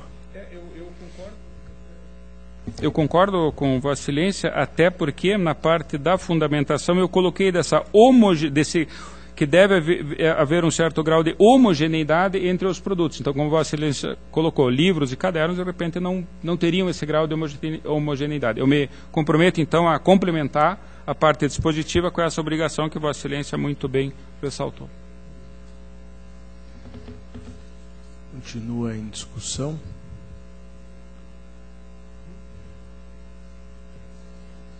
Vou encerrar a discussão. Está aprovado, então, o voto na consulta do conselheiro Ivens Linhares. Senhor presidente, por último, eu tenho um projeto de resolução, é o processo número 688-305-15. Na verdade, é um projeto que dispõe sobre a competência do presidente do Tribunal de Contas em matéria de férias e licença especial dos servidores, conforme minuta anexada na peça número 4. Diretoria de Tecnologia da Informação informou não haver impacto naquela área. Diretoria Jurídica e Ministério Público opinaram pela aprovação do projeto. Esse também é o voto, senhor presidente, apenas a guisa de esclarecimento. Verifique-se, é um projeto de resolução de 3 artigos. O primeiro tem natureza nitidamente administrativa e prevê a possibilidade de o presidente editar portaria que tenha por objeto medidas de incentivo à fruição de férias e licenças especiais pelos servidores ativos e de fixação de critérios para sua indenização aos inativos. Me parece, evidentemente, que isso se inclui no poder discricionário que o presidente necessariamente tem que ter, bem como dentro da obrigação da necessidade de que sejam adotados critérios abstratos, uniformes, para a quitação dessas obrigações, sempre levando em conta, evidentemente, a capacidade financeira e orçamentária do tribunal, com especial atenção a esse momento que vivemos agora, em que tem havido um grande número de pedidos deferidos pelos órgãos fracionados desse tribunal com relação à indenização de férias e licenças especiais em favor de servidores inativos. Então, me parece que efetivamente é uma prerrogativa do presidente que deve ser normatizada essa possibilidade de estabelecer os critérios tanto para o incentivo da sua fruição pelos servidores da ativa, como os critérios para o pagamento para os inativos que requerem essa indenização. Eu ainda lembro no voto que o modo adotado da portaria se subsume perfeitamente a hipótese do 198 do nosso regimento interno, que dispõe justamente sobre atos de natureza organizacional relativa a servidores. A segunda parte da resolução, aí sim é uma matéria processual, os artigos 2º e 3º, que incluem no inciso 46 do artigo 16 do nosso regimento interno, as alíneas N, O e P, no sentido de permitir a Vossa Excelência decisão sobre concessão de férias, quando houver, no caso concreto, divergência entre o servidor interessado e o superior hierárquico, responsável pela autorização, e ainda a indenização do direito de férias não fruídas e de licenças especiais de servidores inativos, falecidos, exonerados, etc.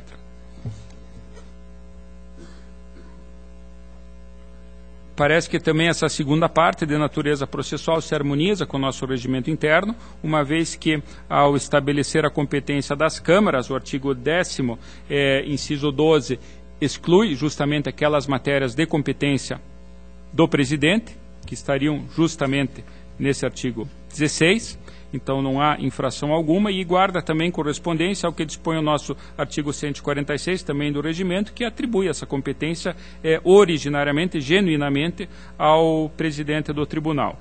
O artigo 3º traz que essa alteração de competência tem seus efeitos imediatos, havendo então a possibilidade de a mudança da relatoria do presidente, dos processos, que passariam à relatoria de Vossa Excelência, e situando-se apenas as hipóteses de processos já incluídos em pauta e em grau de recurso. Me parece que isso também atende à diretriz do tribunal de melhor aproveitamento da força de trabalho dos gabinetes e das câmaras, para que elas foquem em assuntos efetivamente ligados de forma mais direta à fiscalização externa, que é efetivamente a nossa missão constitucional.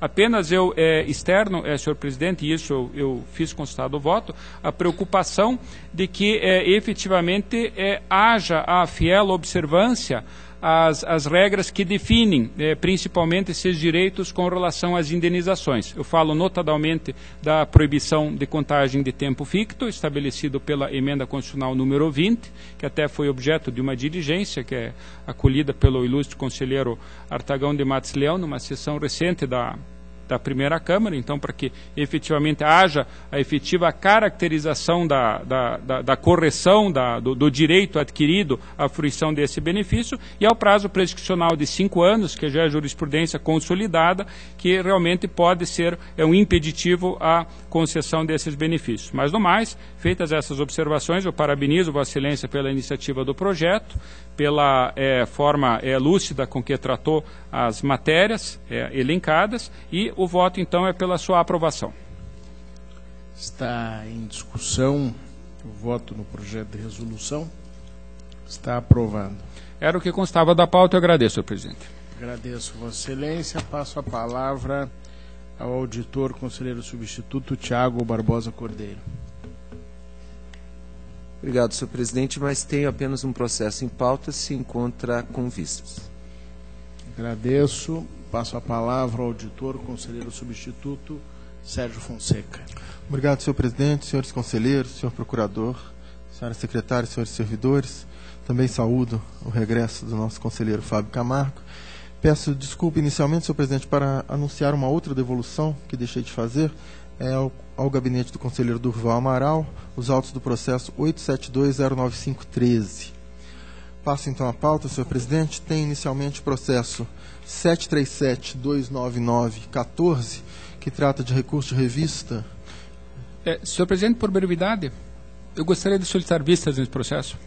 Antecipando o pedido de vistas, que são concedidas. Obrigado, senhor presidente. Passa ao 101.22.0014, recurso de revista interposto pelo senhor Edson Darley Basso, prefeito do município de Campo Largo, nos exercícios de 2010 e 2011, em face do acórdão 60.64.14 da segunda Câmara deste Tribunal.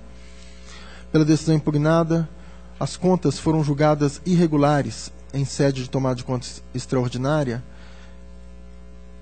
que abrangeu a contratação da empresa JBM Consultoria Assessoria Limitada no valor total de R$ 78 mil, por entender que o objeto da contratação violou o pré-julgado número 6. Em seu recurso, a peça 39, o senhor Edson Darley Basso alega, em síntese, que o serviço é especializado, uma vez que a contratação da empresa ocorreu para que ela prestasse consultoria e apoio por prazo determinado a servidores estatutários recém-contratados. A unidade técnica, a peça 47, entende que ocorreu terceirização indevida de atividade fim e que o objeto da licitação foi muito amplo e abrangente. Afirma que o município já dispunha de quadro de servidores próprios, de modo que a contratação foi desnecessária. Opina, portanto, pelo não provimento do recurso. O Ministério Público de Contas, peça 48, acompanha o entendimento da Diretoria de Contas Municipais. Esse é o relatório. Passo, então, ao voto. Em sua petição recursal, o ex-prefeito assim menciona. Argumenta. O município de Campo Largo, através de procedimento licitatório, contratou empresa com notória especialização, consoante se infere nos documentos de números 22 a 26, para atender de forma determinada a gestão financeira e orçamentária e de recursos humanos junto à Secretaria Municipal de Educação para a correta aplicação dos recursos vinculados à educação, de acordo com o artigo 212 da Constituição Federal, Fundeb, Salário Educação e recursos do FNDE. Frise que o município de Campo Largo possui no seu quadro próprio, inclusive tendo sido realizado pelo recorrente, concurso para contador e economista. Todavia, em virtude da, menciona similaridade, talvez fosse singularidade, mas o que está escrito por ele, em virtude da similaridade da matéria, foi contratada a empresa de consultoria e assessoria para prestar apoio e orientar por prazo determinado os servidores estatutários responsáveis pelo acompanhamento e gestão dos índices da Secretaria de Educação. Portanto, não se está falando de atividade fim, mas sim de uma contratação por tempo determinado para fim específico. Eu reproduzo, então, os quadros, as tabelas em que são demonstrados os valores pagos. O valor de 39 mil, com a seguinte descrição: contratação de empresa para prestar serviço de consultoria na gestão financeira e orçamentária e de recursos humanos da Secretaria da Educação para o período de 12 meses. E o outro pagamento também de 39 mil, aditivo de valor referente à renovação do contrato, que trata de contratação de empresa especializada em serviço de consultoria na área de gestão orçamentária e financeira pelo período de 12 meses. Conforme instrução da Diretoria de Contas Municipais, o município em 2010 contava com 3 servidores comissionados na área de planejamento, 3 servidores efetivos técnicos em contabilidade e 2 efetivos contadores. Em resumo, senhor presidente, eu entendi que a alegação do senhor prefeito de que se tratava de consultoria para orientar os servidores não é, com devido respeito, verossímil.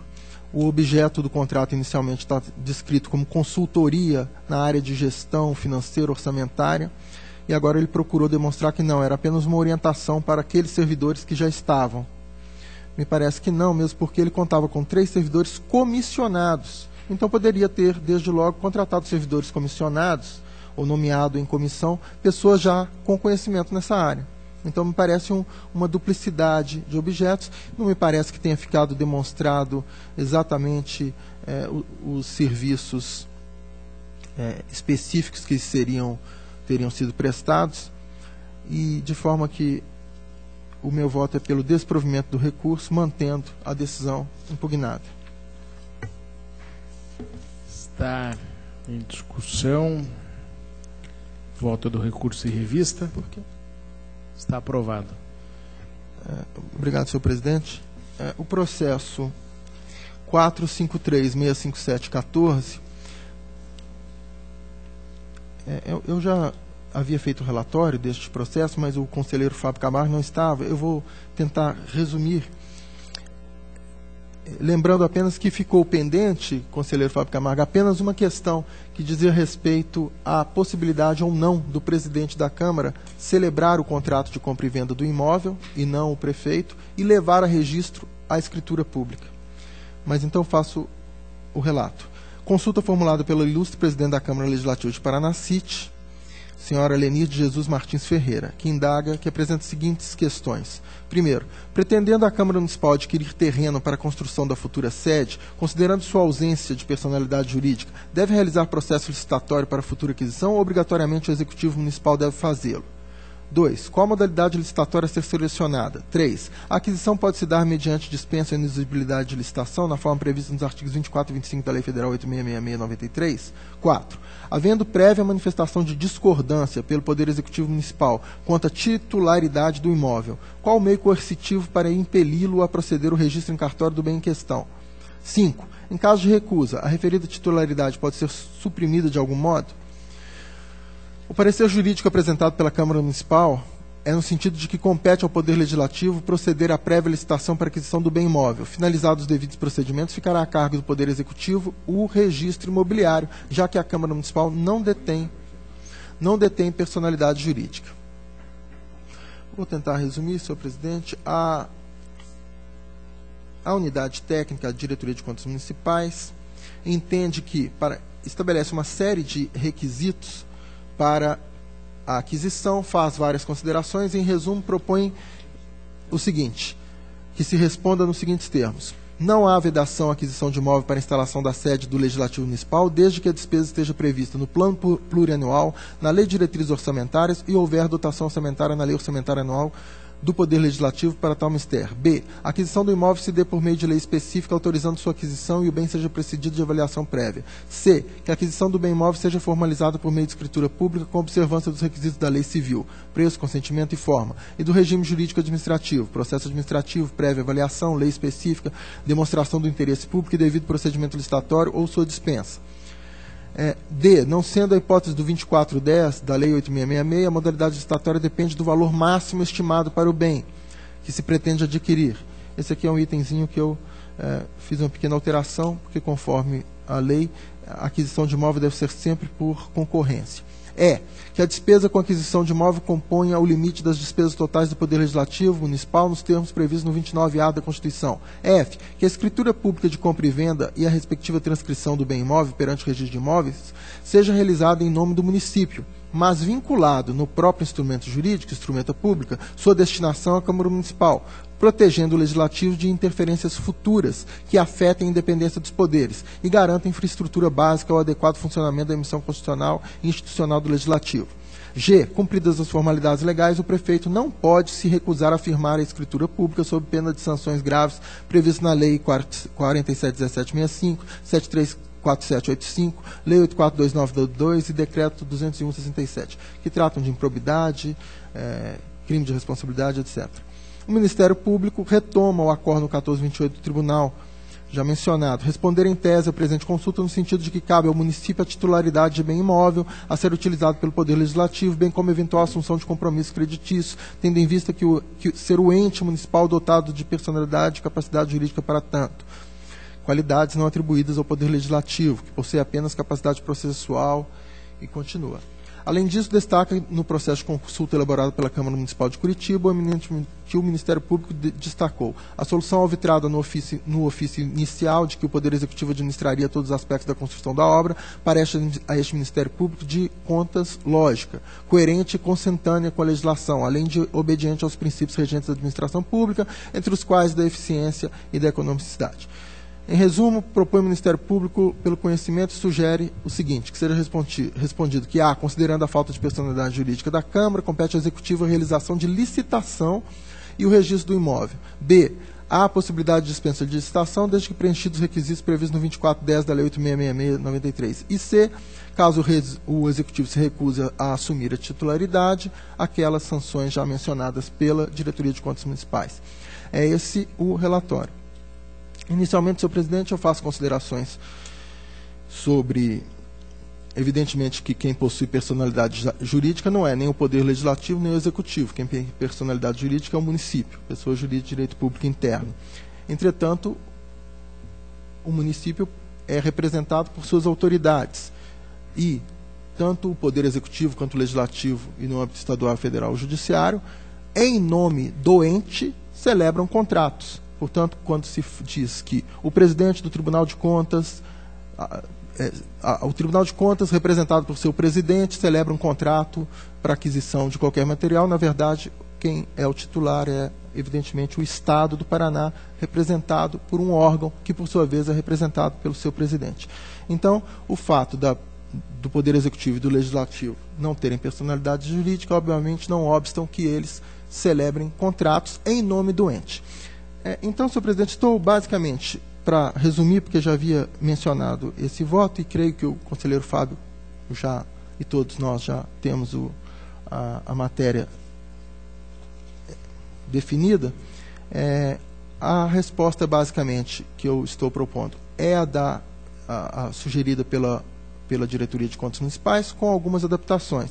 Em relação àquele ponto que ficou pendente e que surgiu a dúvida, conselheiro Artagão, se o presidente da Câmara poderia celebrar o contrato e levá-lo a registro, eu apenas solicitei, fiz uma rápida pesquisa, quem fez a pesquisa foi o meu assessor, doutor Luiz Henrique Xavier, e procuramos na Lei de Registro Público e alguma jurisprudência, e nós acrescentamos, então, no voto as seguintes considerações.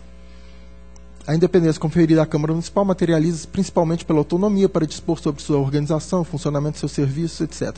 Diante dessas premissas, entendo que a autonomia administrativa e financeira conferida à Câmara Municipal para adquirir bens e serviços necessários ao desenvolvimento de suas funções institucionais compreende a possibilidade de realizar procedimento licitatório visando a aquisição de bem imóvel para a instalação de sua sede, bem como confere legitimidade ao seu representante legal para que requerer o registro deste bem imóvel perante o competente cartório.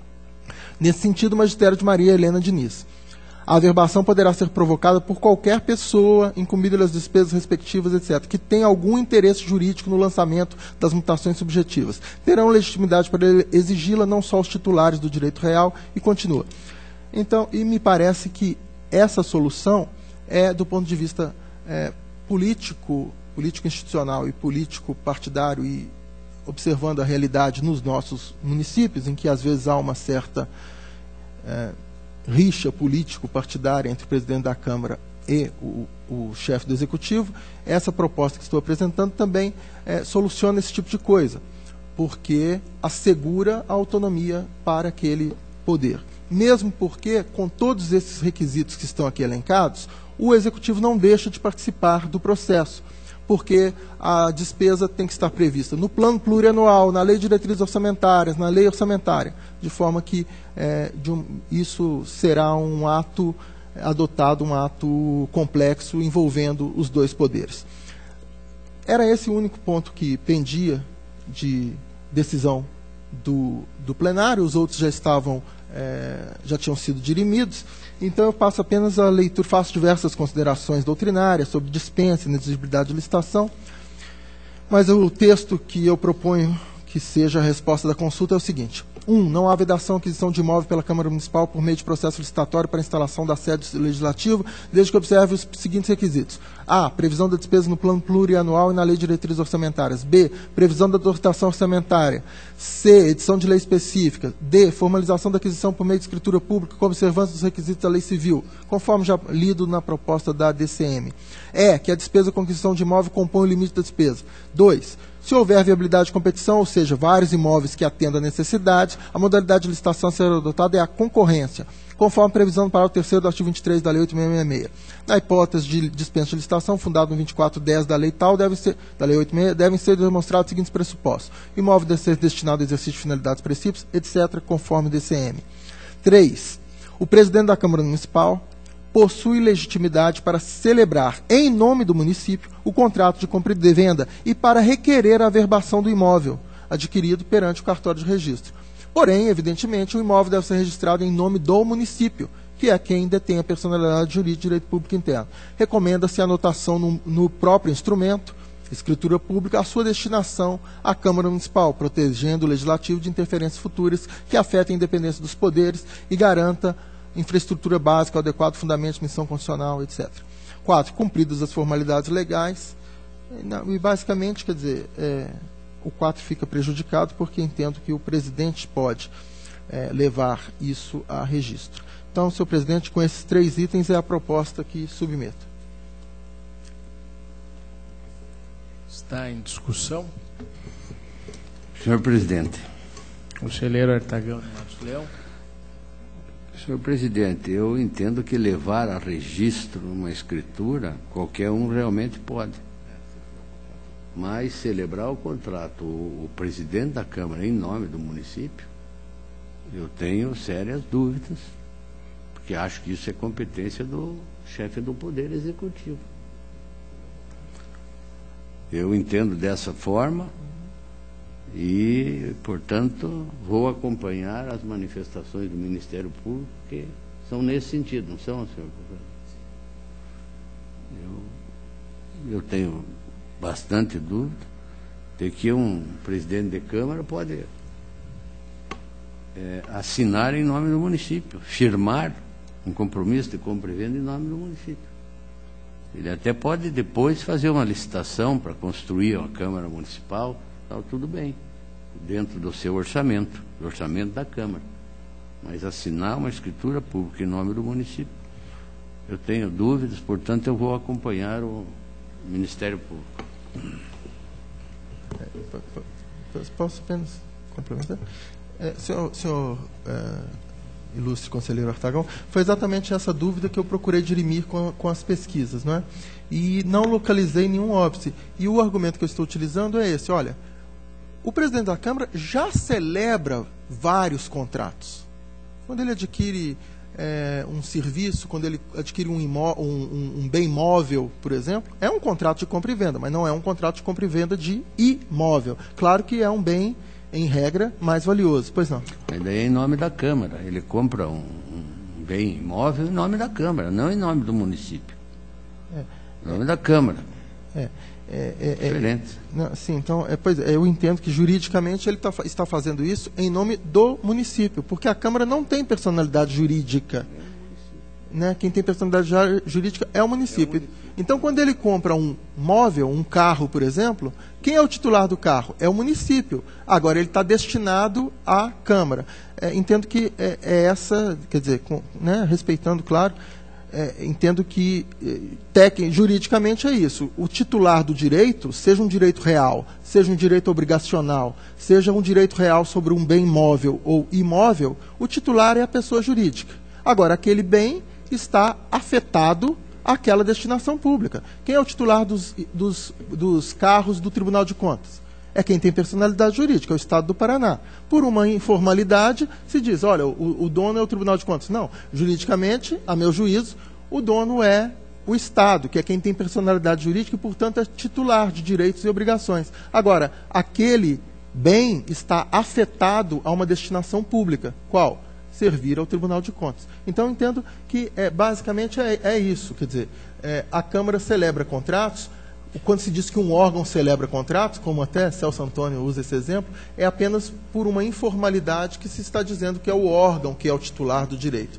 Porque, na verdade, quem é a pessoa jurídica é o município. E, a meu juízo, isso tanto serve para bem móvel como imóvel. E também entendo que esta solução, na prática, resolve alguns problemas, como esse provavelmente enfrentado por essa presidente, que está eventualmente tendo dificuldades para adquirir o imóvel. Então, eu respeito muito, entendi perfeitamente, um bem imóvel, em geral, tem um valor maior, é mais significativo. Mas, das pesquisas que realizei, não consegui encontrar um óbice, e respeitando muito a posição do conselheiro Artagão, né, que expôs a sua posição, mas então eu vou manter, então, senhor presidente, o voto, agradecendo, evidentemente, a preocupação do conselheiro Artagão. Veja bem, senhor presidente, esse exemplo que o conselheiro Sérgio deu seria aceitável se o presidente do Tribunal de Contas pudesse assinar, comprar alguma coisa em nome do chefe do Poder Executivo. É o exemplo que ele deu. Que o presidente da Câmara pode comprar, adquirir um bem em nome do município. Mas não é assim. Eu acho que só pode assinar, só é responsável pelas coisas do município o chefe do Poder Executivo. Agora, depois levar a registro, desde que tenha revestido de formalidades legais, o cartório vai registrar. Isso é o de menos. O problema é quem pode firmar esse compromisso de compra e venda. Eu acredito que, em nome do município, seja só o prefeito municipal. Conselheiro Ivens Linhares. Senhor presidente, evidente que eu ouvi atentamente aí a resposta do Dr. Sérgio, só que me ocorreu uma dúvida talvez preliminar. Da leitura aqui do teor da consulta, me parece que não há especificamente questionamento quanto a essa titularidade. Eu acho que até o consulente parte do pressuposto que a titularidade é do município e que ele quer saber o que é necessário fazer no caso de o prefeito obstar esse registro.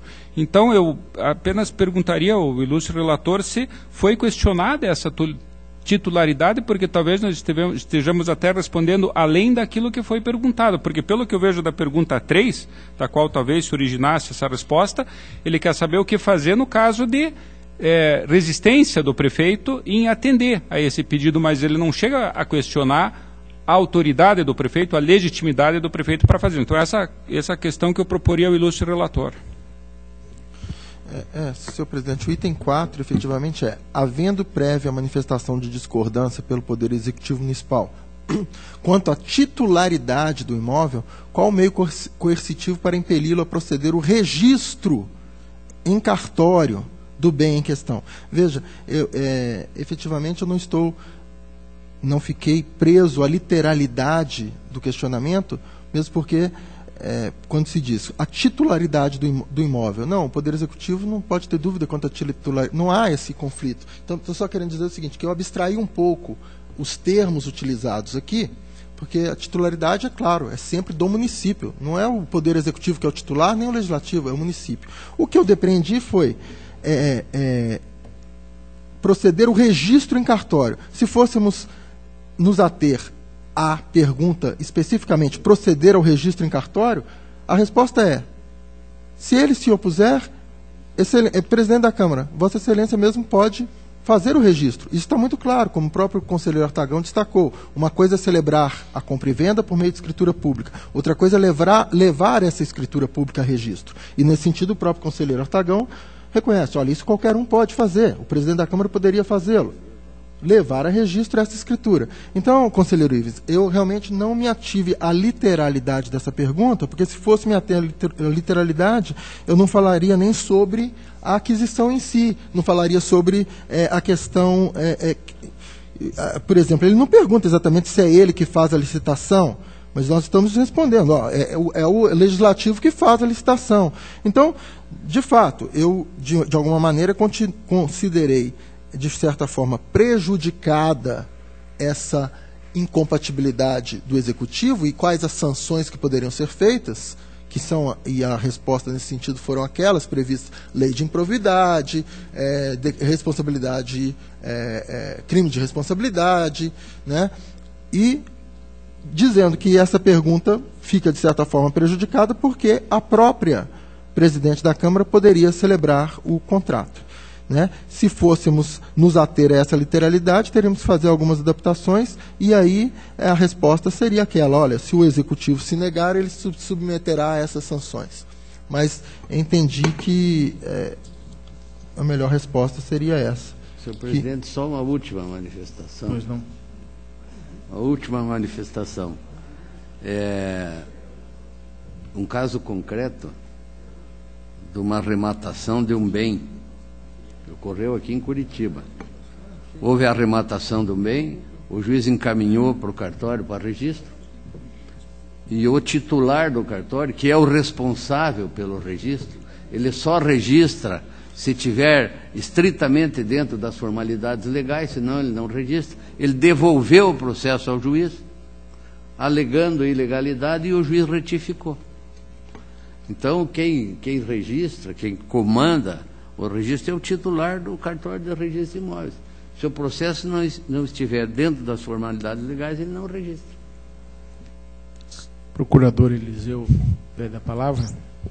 Senhor presidente, demais conselheiros que se fazem presentes nessa sessão do Tribunal Pleno, senhora secretária, eu, em primeiro lugar, apesar de já no final da sessão, mas é a oportunidade que vi aqui para também fazer uma manifestação, quero também homenagear aí o conselheiro Fábio Camargo pelo seu retorno e estendo a ele, né, os votos aí do Ministério Público para que tenha realmente uma excelente, profícua e adequada exercício das funções de conselheiro. Quanto ao objeto da consulta, eu gostaria de só lembrar que realmente o conselheiro Ivens tem razão. Os órgãos, no caso a diretoria que fez o exame, ela se ateve a esses aspectos, né? E o Ministério Público também, com relação ao que foi indagado. E realmente com relação até à questão de quem deve celebrar, né, a escritura pública, o tribunal mesmo já tinha feito uma resposta que deve ser aquele que representa o município, né? Que no caso é o prefeito municipal, quem dispõe de representação do município, né? Isso está em todas as leis orgânicas, né, do país, e na antiga lei orgânica geral. Quem representa o município é o Poder Executivo, né? Então, num ato formal, ele até, o Executivo, caso o presidente da Câmara o fizesse, né, mesmo dispondo de recursos, cria-se um fundo para aquisição de um imóvel, por exemplo, com as obras financeiras, mesmo chegando-se a essa possibilidade de ter os recursos adequados a fazer esta aquisição, seja mediante licitação ou eventualmente uma dispensa, se já houver um imóvel com todas as qualidades que são necessárias ao exercício das atividades do Legislativo, o próprio Executivo poderia impugnar essa aquisição, dizendo que o presidente da Câmara não representa, né, o município, ou o próprio titular do registro de imóveis, devolver, né, porque não teria sido assinado pela pessoa adequada, que é aquele que detém a representação do município. Então, só que também é uma via, né, de duas mãos. A partir do momento que ele tem a representação, ele também tem a responsabilidade dessa representação, né? Daí porque a resposta é que ele se sujeita, caso se omita nesses atos, a sanções da lei de improbidade, a próprio crime de responsabilidade, né, ou até uma medida judicial, que foi exatamente nesse sentido o parecer ministerial, né? É claro que nós sabemos da evolução, principalmente no sistema federativo brasileiro. Eu acho que a vertente que traz o eminente conselheiro substituto Sérgio Valadares Fonseca, né, e eu parabenizo por isso, é uma tendência realmente de municipalização e de dar maiores poderes realmente ao município. Agora, nesta linha, me parece que dentro do município ainda nós temos essas regras gerais e que são iguais, né, a não ser em entidades autárquicas da administração indireta e tal, mas imóveis em nome do município, né, quem representa é o chefe do Poder Executivo e que deve fazer a vinculação, evidentemente, deste imóvel ao Poder Legislativo. Então, apenas com esses adendos, né, eu sugeriria a manutenção da resposta como relatado anteriormente, né, seguindo a orientação do conselheiro Artagão de Matos Leão. Conselheiro Nestor Batista. Senhor presidente, a discussão realmente boa. Achei que era uma resposta muito simples. Acompanhei o doutor Valadares e tinha uma tendência até de acompanhá-lo no voto. Mas quando o ilustre conselheiro Artagão de Matos Leão começou a falar, eu me lembrei do Pierre Vaz e do Luiz Rigoni também. O Pierre Vaz porque é um dos melhores pilotos que esse Brasil teve na sua história, e aqui do Paraná. E o Luiz Rigoni também daqui. Mas o Pierre Vaz por quê? Porque o delegado do Patrimônio da União no Paraná chama-se Dinarte Vaz, filho do Pierre Vaz. E, quando esteve afastado o Dinarte Vaz, este tribunal tem a subida honra de ter como delegado aqui naquela época o doutor Tiago Barbosa Cordeiro. Então não vi ninguém melhor, delegado, com estrela e tudo, o doutor delegado, o Tiago Barbosa Cordeiro. Não vejo ninguém, senhor presidente, com devido respeito a todos, não é? E mais abalizado do que até ter uma manifestação e nos falar a respeito de como se comportava na União, ou até se pretender, com certeza, ter um estudo mais alongado da matéria. Mas a discussão, repito, parecia simples e acabou muito boa pela preocupação trazida pelo conselheiro Artagão de Matos Leão. Conselheiro substituto Tiago Cordeiro. Senhor presidente, apenas fazendo uma correção ao doutor Nestor Batista. Na verdade, eu fui substituto no Patrimônio da União aqui, de fato, quando o doutor Dinarte havia ido para ocupar um cargo em Brasília. Senhor presidente, a discussão foi bastante interessante, mas eu vou, nessa altura do campeonato, me obrigar a pedir vistas desse processo para verificar essa situação. As vistas estão concedidas. Obrigado, senhor presidente. Eu tentei também verificar como a União procedia, né? Quer dizer, claro que não é a presidente da República que assina todas as escrituras públicas, mas está em ótimas mãos essa responsabilidade aí para o doutor Tiago. Senhor presidente, eu agradeço as contribuições, é uma matéria que merece um aprofundamento, e era o que tinha a relatar, agradeço. Agradeço, Vossa Excelência. Passo a palavra ao auditor conselheiro substituto Cláudio Canha, que passa, evidentemente, a compor o quórum. Processo de membro do Tribunal 694658515, requerimento de indenização por férias não usufruídas, formulada pelo excelentíssimo senhor conselheiro Nestor Batista, relativamente ao exercício de 2013 e 2014, havendo pendência de 120 dias de férias e os textos constitucionais correspondentes, conforme o artigo 1º da Resolução 49 de 2014, diretoria jurídica opina pelo deferimento do pedido. O representante do Ministério Público, o Procurador-Geral Michael Richard Heiner, entende que a situação fática se enquadra na hipótese normativa, de modo que não se opõe ao deferimento do pedido.